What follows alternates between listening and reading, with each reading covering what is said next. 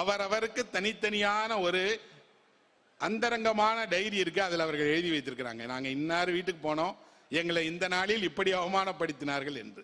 அந்த புத்தகம் அவர்களோடு வாழ்க்கையோட ரகசியமாக இருக்கு. கதை என்ன செய்கிறது அப்படின்னா, இது போன்ற ஒரு கதாபாத்திரத்தை உருவாக்கி ஒரு நல்ல தம்பி என்ற ஒரு அண்ணனையும் நல்ல தங்காள் என்ற ஒரு தங்கையையும் உருவாக்கி அவர்களை தெய்வமாக மாற்றி அவர்களை வழிபட செய்து கதையின் வழியாக ஒரு நீதியை மக்களுக்கு சொல்லிட்டே இருக்காங்க. நீங்கள் அப்படி நடந்து கொள்ளாதீர்கள். உங்கள் வீட்டில் யாரோ ஒருவர் அப்படி நடந்து கொள்ளும் போது அதை காண சகித்துக் கொண்டு இருக்காதீர்கள்.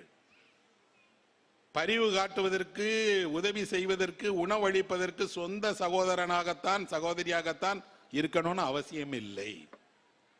எல்லோருக்கும் ஒரே பஞ்சம், எல்லோருக்கும் ஒரே பட்டினி என்றால், எல்லோரும் ஒரே வாழ்க்கையை ஒரே போல அனுபவிக்க வேண்டும் என்றால் எல்லோரும் பகிர்ந்து உண்ணலாம். இந்த உலகிலேயே ஒரு மாபெரும் அதிசயம் போல நடக்கக்கூடிய ஒரு இடம் தமிழ்நாட்டில் இருக்கிறது. அது வடலூரில் இருக்கக்கூடிய வள்ளலாரனுடைய திருச்சபை.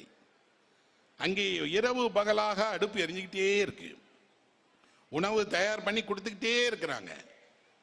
அந்த உணவு அடிப்பவர்கள் எல்லாம் விவசாயிகள். அவர்கள் கொடுக்கக்கூடிய வயல்லேருந்து கிடைக்கக்கூடிய தானியங்களை கொடுத்து அந்த அடுப்பை எரிய விடாம பார்த்துட்டே இருக்காங்க. அந்த அடுப்பு நான் பகல் இரவாக வருடக்கணக்கில் எரிஞ்சுக்கிட்டே இருக்கேன்ல. இத்தனை பேர் உணவிற்காக காத்திருக்க வேண்டிய சூழலில் தான் இன்றும் நாம் வாழ்ந்துட்டே இருக்கிறோம். ஒரு பக்கம் நாம ஒரு பெரிய அறிவியல் வளர்ச்சியை கண்டுட்டோம், செவ்வாய் கிரகத்தில் மனிதன் குடியேறலாமான்னு தோன்றோம், எல்லா நவீன உபகரணங்களும் வந்துருச்சு. இன்னொரு பக்கம் அடிப்படையில் மனிதன் அதே அவல நிலையில், அதே பட்டினியில், அதே பசியில், அதே போல அவமானத்தில், அதே போல சொந்த சகோதரனால் புறக்கணிக்கப்பட்ட நிலையில் வாழ்ந்துட்டு இருக்காங்கன்னா இந்த வாழ்க்கை பெரிய மாற்றத்தை சந்திக்கவில்லை. 500 வருடத்துக்கு முன்னாடி இருந்த கதையில வரக்கூடிய இதே விஷயங்கள் மாறிக்கிட்டே இருக்கு.